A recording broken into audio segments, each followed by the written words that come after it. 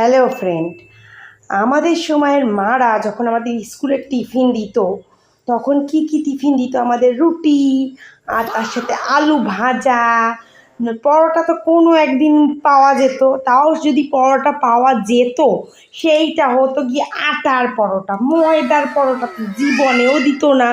এইসব রুটি, আলু ভাজা, এইসব মুড়ি, চানাচুর মুড়ি, এইসব খেয়েছি আমরা টিফিনে। এসব খেয়ে আমাদের মনে হতো অমৃত। যদি একদিন একটা দিন যদি কেউ ভালো কিছু নিয়ে যেত, তাও যদি সেটা হতো চাউমিন। চাউমিনটাও কেমন? ঘরে বানানো আলু দিয়ে করা চাউমিন, তার মধ্যে কোনো সয়া সস, চিলি সস এসবের তো কোনো পালাই ছিল না। আমাদের সময়ের মারা এমন টিফিন দিত। আর এখনকার মায়েরা যেমন ধরে নাও, স্কুলে বাচ্চা যাবে তার জন্য নুডলস বানিয়ে দেবে, পাস্তা বানিয়ে দেবে, বার্গার বানিয়ে দেবে, পিৎজা বানিয়ে দেবে।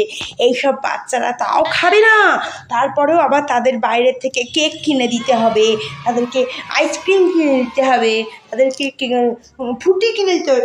ফুটি টেনে টেনে খাবে, ক্যাডবেরি খাবে তারা, তারপরে গিয়ে তাদের শান্তি হবে যে না, আমার বাচ্চাটা তো খেলো কিছু না কিছু। আর আমাদের সময় যদি আমরা ওই টিফিনগুলো, রুটি, আলু ভাজা, এইসব মুড়ি, এসব যদি শেষ না করতাম, সুজি, এসব যদি আমরা শেষ না করতাম, তো বাড়ি এসে আমাদের গণধোলাই দিয়ে ছেঁচে ছেঁচে আমাদের মাথা পিন্ডি চটকে দিত রে।